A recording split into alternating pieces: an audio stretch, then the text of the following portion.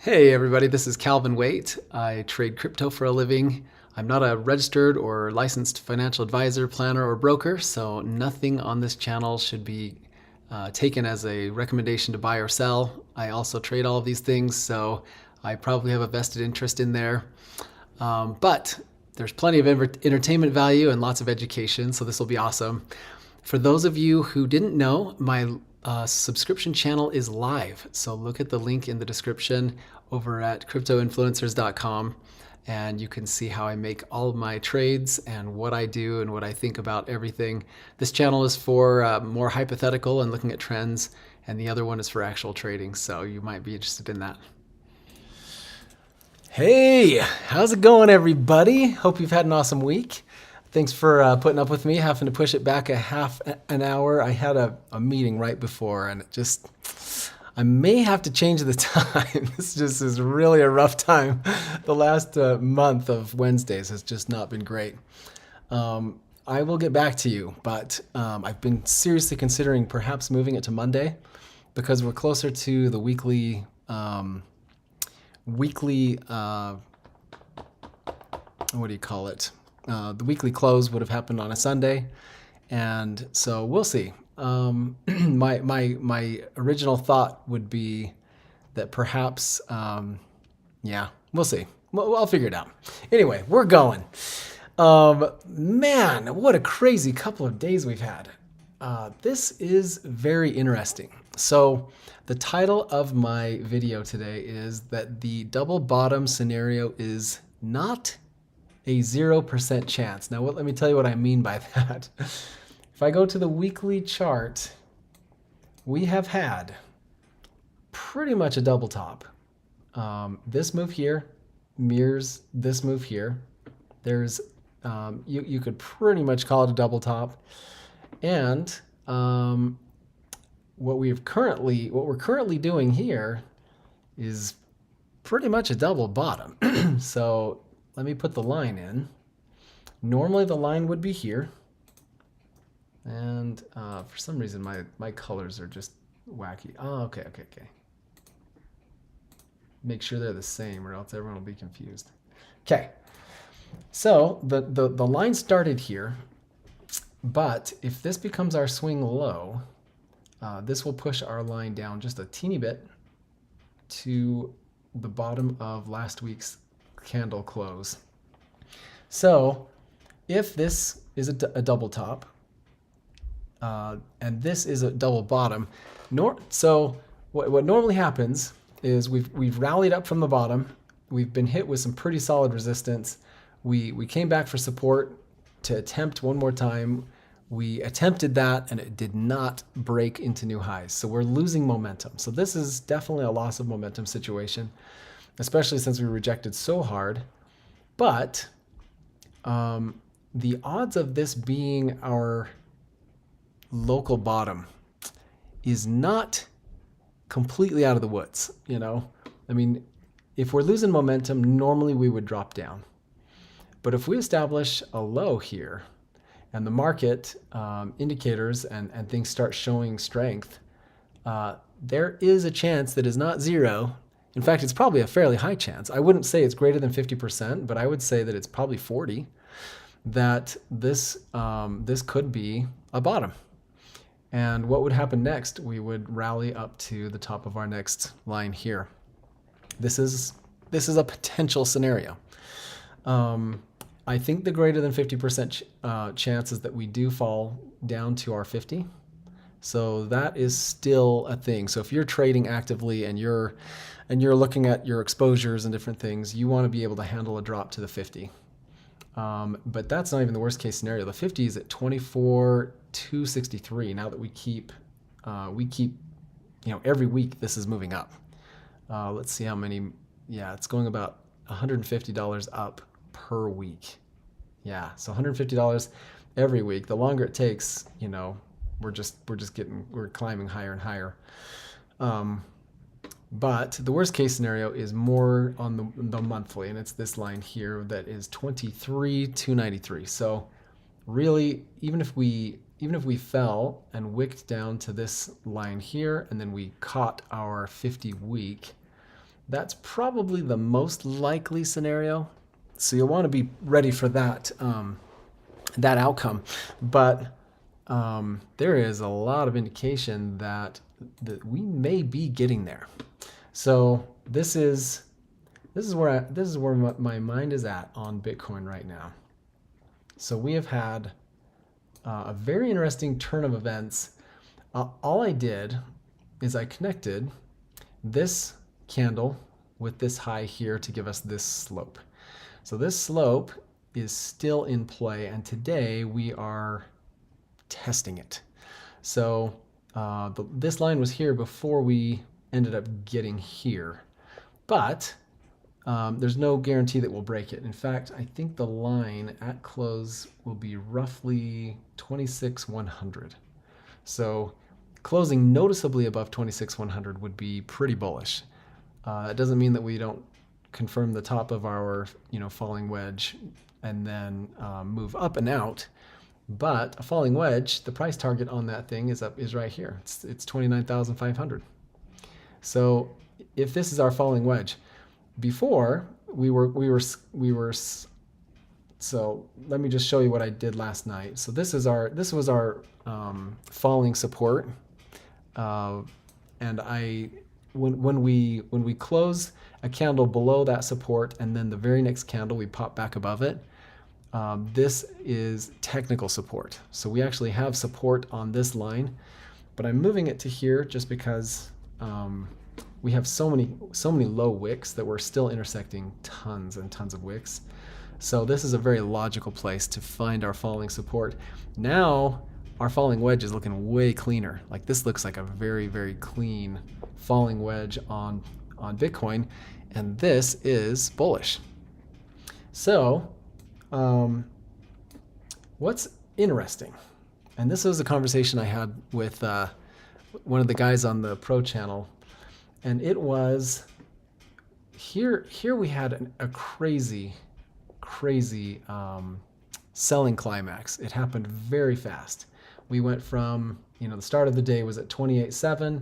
We hit a low of 25.1. In some cases, we broke below 25. So we dropped, if not 3,500, we were about $4,000 down in a day. It was just this crazy sell-off. And then we've kind of been doing this thing where we're floating. We had an attempt, and then it was rejected, and we're just floating. And then we had this drop. And what's unique about 2 days ago is that the bottom, the low here is 24,901. The low here, as we just spoke about, was 25,166. So we just barely got a new low, and then the market jumped up like crazy. Where have we seen this before? We have seen this exact thing play out right here. This was the FTX drop. So FTX dropped super, super fast. We had this kind of couple of weeks where we were oscillating and not sure where we were going. And then the market did something weird, and that is that it put in a slightly lower low, just messing with us. So welcome to the big boys in crypto. We're not accustomed to seeing stuff like this. But now that the BlackRocks and the now MasterCards and Visa and Franklin Templeton and all these major Wall Street guys that are just really used to owning markets, they are here, and this is evidence. After a selling climax, the market's is reeling from that, and all of the newbies, all the retail, they're putting their stops at the lowest point right here. They're like, well, if we drop below this selling climax, everything's going to fall apart. We're still going to, we're still going down. And what did the market do? It dropped us down, and just by a small amount. So the low here, 15,476. This one was 15,588. So $100 below. This was the new low after the selling climax. And then 2 days later, boom, boom, we popped right back up. We found some support, and then the rest is history. Well, that exact same thing played out right here. So major selling climax, like just, this surprised a lot of people. It surprised me even. So it came down really hard selling climax. I mean, it tells you how hard it is when the low was 25.1 and we ended up closing at like 26.6, like a $1,500 wick. That is a beast of a selling climax. That is a pop down, and the market, we're still in the bottom 50% of this candle, even with that kind of a wick. And then we struggle and we go and, no, we're still holding. And then the grayscale news comes out. We're all excited. That gets just completely reversed on its head. And then all these wicks just showing, hey, there's still support here. There's still support here. And then a few days ago, we break below this low. I mean, it's really amazing. The psychology that's going on here is, you can't imagine how many retail put a stop right here. So there was a liquidity grab right down at the bottom here. So market makers pushed the price down, and really there was no big news. Like it just pulled down. And what did we do? We got a tiny little wick, $100 below our low, knocked out everybody's stops, and then full reverse. Pretty amazing. So this type of action makes me think, there are buyers at this level, and very sophisticated buyers at this level. So what's unique about this level?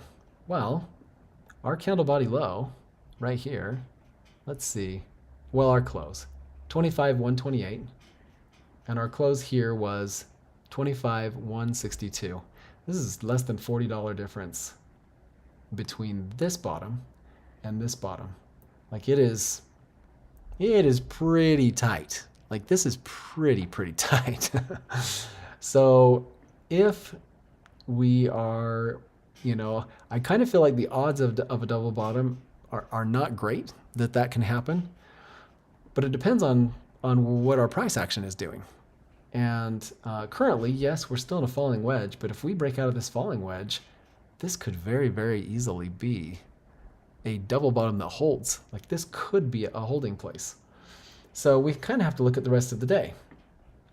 I'm going to zoom in on the price action for this period on the 4-hour chart, and I want to show you guys something. So this is what was so wild about this move. So huge selling climax, and then very quiet, super sideways, little bounce here, very, very, very sideways. We're starting to break up the red zone. And then, of course, grayscale news came out, and this was a black swan just as much as this was a black swan, So we enjoyed a little bit of green for a while, and then poof, that went away. And then we started ranging below this line. So now our new price range is below this line here, where we were finding support here. And what I was so amazed about was that we were consolidating in a lower place without a major sell-off. All of our wicks had bought us back up, and we were showing strength. We have major declining resistance, though, so it was like, ooh, this could fall apart easily. And so eventually we fell apart, and we landed down here. Once we started moving up, look at the area that we are consolidating. We were consolidating here before. Now we're consolidating here. So we are changing momentum. It's just like, when you look at a wick, you look at a candle and it's got a large body and a wick. Maybe I'll just find one for just the conversation. See this candle right here where the majority of it is up here, and then we got this long wick. Well, there's a couple of ways this candle can be formed. It's a bullish candle. So one of two things could happen. We could have there's a whole period of price action within this candle. If we dropped down really fast and spent the majority of our day down here at the bottom, and then a few minutes before the candle closes, we have this massive launch and we close all the way up here. This is a very weak candle because you spent all of your time down here and only a small portion of this period was up here. You're really, really toppy on a candle that looks like this. Normally this is a candle that would be very strong and you'd expect, prices to hold pretty strongly. But if the majority of the candle you were down here and right at the end you zipped up to here, you would likely fall back down. Like that's just how this is manufactured. If on the other hand we traded for the majority of the time here and then things got tippy and we went down and wicked down and then we popped way back up and started trading and we were the majority of the time ended up here by the time we were closing, that's a whole different flavor. And so what I'm kind of showing you guys and sort of what I'm teaching you is that if we bottled all of this up into a single candle, there'd be wicks all over the place, but the story that's under the hood is that we have spent a lot of time in a consolidation. We got wiped out and then spent time in a lower consolidation, and then we had a sudden drop down and a sudden rise back up, and instead of consolidating at a yet lower location like down here, because we could have easily consolidated down here, we also just as easily could have consolidated here. It still would have been bullish if we'd have done that, because this would sort of create an inverse head and shoulders. But the fact that we went straight up and began consolidating in our prior range is extremely bullish. Like this is short term, we should see some upside. I don't know what else it'll give us, but this is definitely quite the construction. You can see my descending line here. On the daily, this matched up perfectly with the bodies. And you can kind of see that on the 4 hour, we didn't respect that perfectly. We were a little bit above, and then we had a couple of 4 hour periods where we were above again. But now we're starting to spend some time on the other side of this candle. So I know we need to wait for the day to close before this falling wedge, because we may confirm, like we may just put point number 3 on the map, But the fact that we are trading up in this higher range is very interesting, and that we've spent the majority of our time up here. So when you look at this candle, this is the daily candle, it doesn't tell the full story because the candle body is at our lower consolidation. I mean, it's kind of down in this area. It doesn't really reflect the time that we're spending in this upper consolidation. So when you get down to the 4 hour, you really can see the breakdown of how much. So we're actually making more progress. We're trading in a place that we haven't really traded above since September 1st. So yeah, after 10 days of struggling down here, and then we have a selling climax that failed, and then now we're trading in a higher range. This is creating a momentum shift. So when I talk about changing momentum, what I'm looking for, especially if we're in a down market looking to go bullish again, we have to figure out a way to get a low and then a higher low, and then we need a high followed by a higher high. And deep down in the mix here, we have sort of a range that's high. We have a lower range down here. Then we have a selling climax, and now we're putting up a higher range. So this can sort of be our higher high. It's higher than our prior consolidation. And the odds of us dropping back and putting in a higher low, since this was sort of a selling climax, so on a larger time frame, this would look more like a wick. We are starting to build momentum to the upside. So very subtle, very interesting. We're definitely at the start of this move, but I figure since, I can't give you an update every day, I'd really dig into it because this covers about 10 days to 2 weeks worth of information. And we're starting to turn that corner. I'll tell you what has made this market really difficult. So this is almost, so you guys see what you think. What's interesting about this double bottom and double top situation is look at the time that we've spent here. So if I look at this bottom and I pull it back to where we pretty much started this upper movement here, you'd probably point to this candle here, because at this candle it was the first candle body that started the move up above here. So if I take this and just look at the time that it took, it was 89 days. So from this major breakout, and then we hit our, we hit a temporary top that we struggled with, then we had a little move to the upside, and then we just dropped for 2.5 months. And we dropped right down to here, and it took us 89 days to kind of reverse all of the progress of this. So this whole mound has this period of time. And then if I take it from this candle, so I'll just do the exact same thing.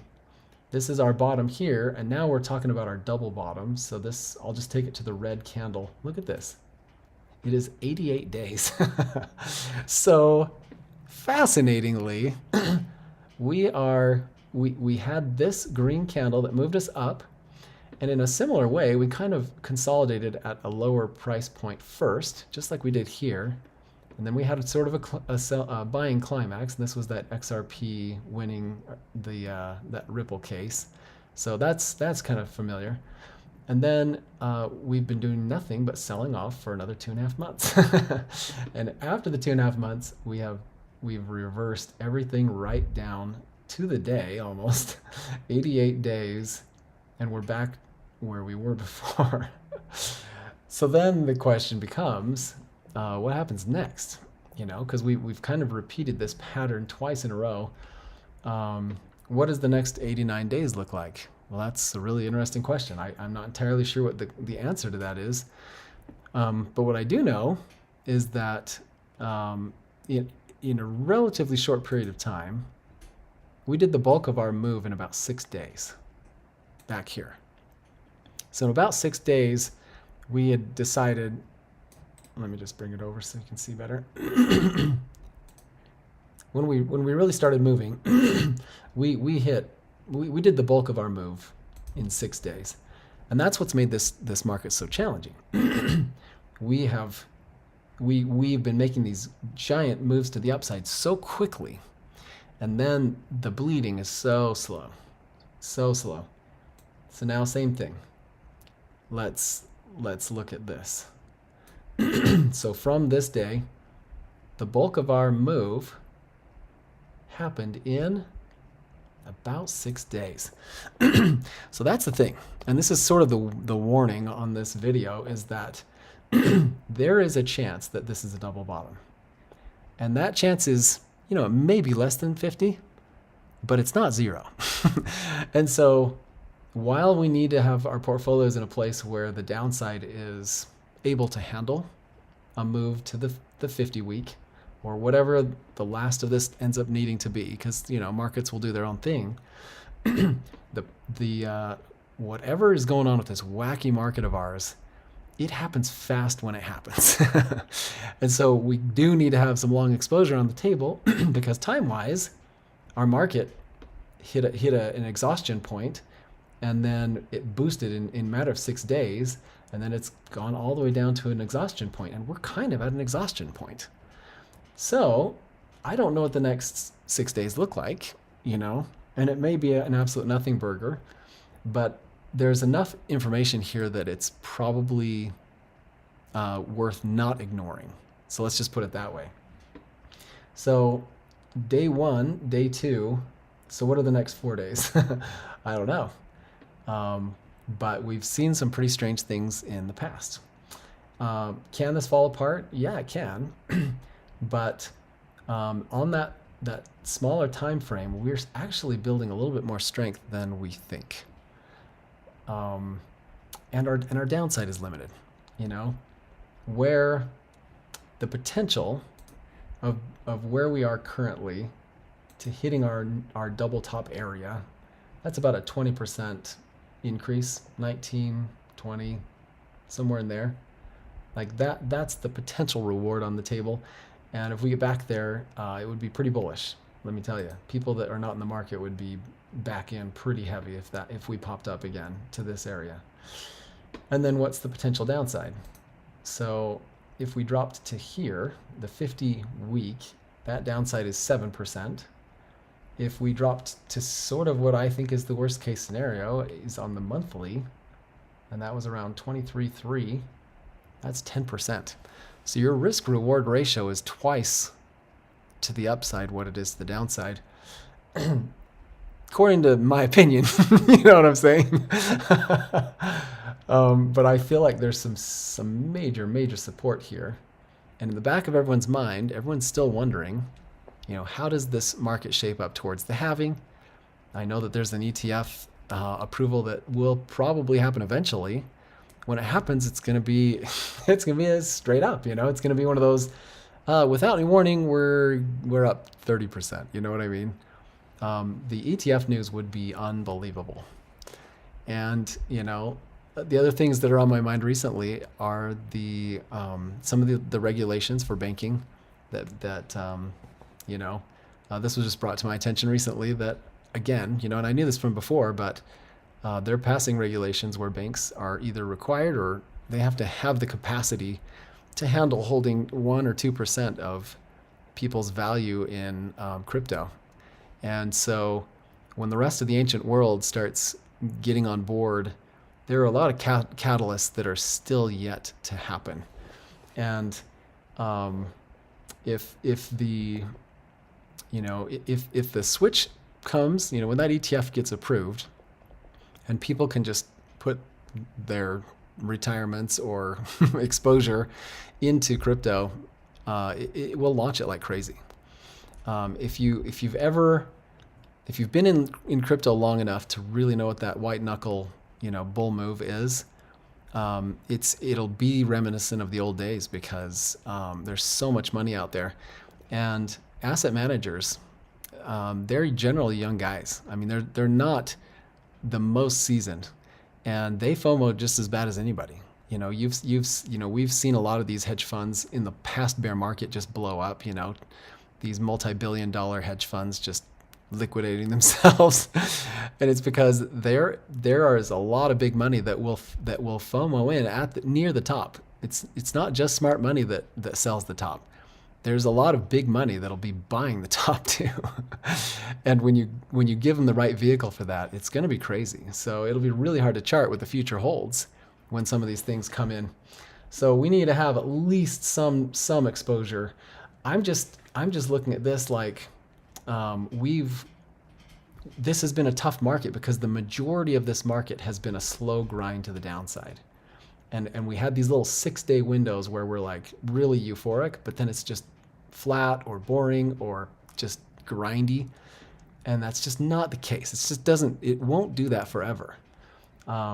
So we kind of need to be on our toes. We just don't want to miss out on the opportunity. So 4 hour exiting the red zone, you know, let's look at it from a technical standpoint. We had a couple of attempts to exit the red zone on the 4 hour, and we did that really strongly here with no warning, and then we kind of fell apart. This was a real tight exit of the red zone. We were just hovering above, and we just kind of slipped in, and we hit resistance, and then it fell apart. But look how well we've supported the 50. So we went up through the 100, back down, support on the 50, and now we're finding support on the 100. So we go from the 50 to the 100, support here, now potentially support here. We are building momentum to climb our way out of this. Our next stop needs to be our 200. And the 200 on the 4 hour is like, it's finally here. Like, we've consolidated long enough, but that's a pretty low price. We're down to 26,673. Like, we recently traded higher than that. And in a couple more periods, like a day from now, even this wick will be higher than that 200. So once we get level enough that all of our averages are down in vicinity, we can start climbing above these, and there's a momentum change that happens. So this is really nice. The 1 hour, the 1 hour, golden cross on the 1 hour, and pretty soon we'll be in a green zone that we haven't seen for a while. This gave us one short, you know, it was very short-lived, but there's momentum here. So now let's look at Ethereum. Look at Ethereum's 1 hour chart. Exited the red zone on the 1 hour, hit the bottom as support twice, and we resisted the 100 quite a few times until most recently. And this move here brought us above the 20, resisted the 100, support on the 20, and now we've touched the 200, and we're still kind of battling, so we're not quite above it yet, but we can see our 50s sloping upwards. So there's even momentum here. On the larger time frames, Ethereum has not broken out yet. So if I go to the 4 hour, we're still in the red zone. But look at this beautiful thing. You can see a selling climax here. We have a very clean higher low. Now we have a double top with increasing support. The odds of this breaking to the upside is way higher than 50%. So if we break to the upside above this kind of flat resistance right here, we'll probably exit the red zone. And if Bitcoin is warming up, and then finally the shape of the chart on Ethereum is looking better, it'll improve. So we just might be getting close. We just might be getting close. If I go to the daily, it still looks really ugly. So Ethereum is in a red zone. We had our death cross a while ago, and the 100's trading below the 200. Bitcoin's not doing that yet. We did have a death cross, so we saw that, but the 100's not quite below the 200, and so there's still some work to go. But that makes this trade the easiest trade in the world, because when Ethereum exits the red zone, that is like the ultimate buy-in. Like that is, it's just the easiest trade you could ever imagine. And our 50 is way up here, so it's like 1734. It's going to be a while. We've got a little bit of work to do, so we're going to be in a red zone for a while. But whatever we have to do, if we end up going down, or whatever the price needs to do to get there, this is our 50. If we were to go sideways, it would be around October, like first week of October, that we could potentially exit the red zone. This is just it'll just be such a sweet buying signal, So yeah, red zones can be very helpful, especially on larger time frames, especially knowing that the halving's coming up and stuff like that. It's like, all right, we'll let this market do whatever it wants. It can bleed, it can suffer, whatever it needs to do. But when we exit that red zone, man, it's gonna be an easy trade. So that's good. And who knows, we may get I don't know if we'll get a red zone on Bitcoin. The 100 has to trade below the 200. And I don't know, will we, in 6 days, will we be way up here again? I don't know. So I don't know what we'll be doing, but it's definitely something to be keeping an eye on. So there is my thoughts and analysis. So I'm watching by end of day to see if we close above 26,100. If we do, there is the first indication that we may be getting our first look at a momentum shift finally. After all of this time. So brutal, from this top to the bottom from 2 days ago. Oh man, 60 days. It's 2 months of just suffering. And we only enjoyed 6 days of euphoria. So this market is just not letting you have it easy. It is not letting us have it easy. But, there is a huge potential if we get it right. So it's just, keep your exposure limited. but keep an exposure to the upside available because it just, at some point it's going to go. All right. Let me just say hi to a few people in chat. So Richard, I appreciate you saying hi. Namik, appreciate you commenting just so I know people are here. That's awesome. Richard says, if we get to $100,000 and some people starting to sell off, can we now guess or estimate how low it can go before the chance of getting back to over 100 again as a bull top? So you're kind of wondering where would our long-term support and resistance lines be? Well, so if I go to monthly and we just kind of look at our most recent, this top at 20, so every cycle top has not has kind of struggled to intersect with our most recent. Like our low here was like 3,000 and the top here was like 1,000, 1,200. Here our candle bodies are at 13, almost 14,000, and we did not get there here. The wicks intersected, but the candle bodies did not. And the odds of a candle body intersection on the next one is very high. We're definitely losing momentum when it comes to resistance here and support here. Like there is a gap right there. And then this gap was very small. It was the wicks that closed it. But if we, and this is all my opinion, but if we were to follow the rules of the technical analysis of what's happening, if we did hit 100, which is here, what is the odd? What are the odds that we'd go from this? Our highest candle body is roughly 61,000. Do I think we could hit that or go below? I absolutely do. So that from a technical standpoint is very, very likely. The only thing that is uncertain is that we know that the US dollar is struggling.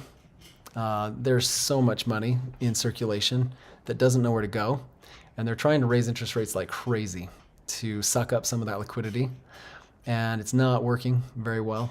Inflation is still high. The amount of money that the U.S.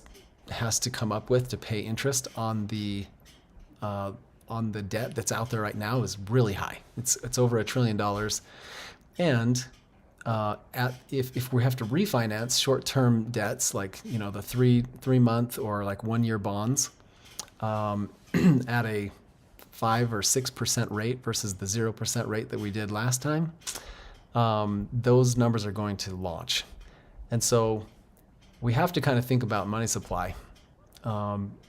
If the BRICS is remotely successful, if the rest of the world is less interested in buying our debt, we're going to have to charge more interest to incentivize people to buy it. And the debt obligation on that higher interest debt, it's going to get to a point that it's pretty ugly.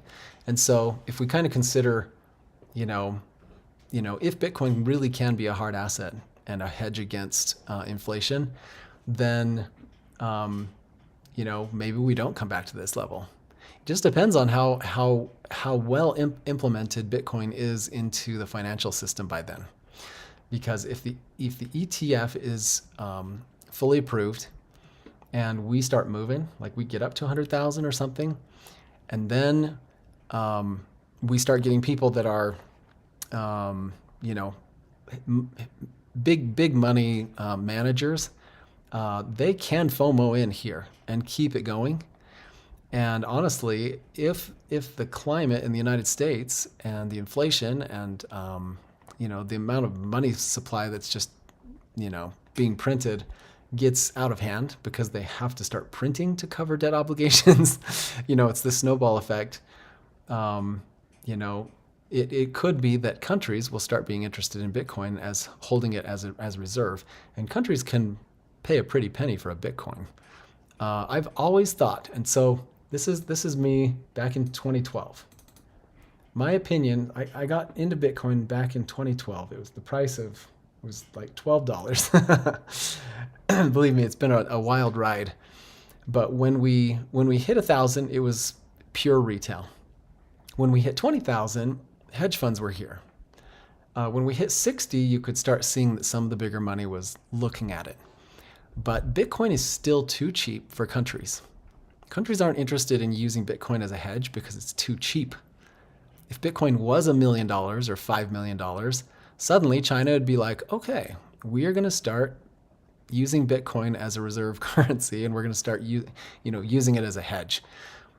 It's too cheap right now. The entire crypto market cap's only 1 trillion right now. And the funny thing about it is that it has to be more expensive in order to capture the interest of the groups with the largest amount of money. And so, yeah, U.S. is fighting crypto like crazy because it really is sound money. It's the hardest money in the world, and so they're fighting it because the U.S. dollar used to be the hardest money in the world, and it's a tough thing.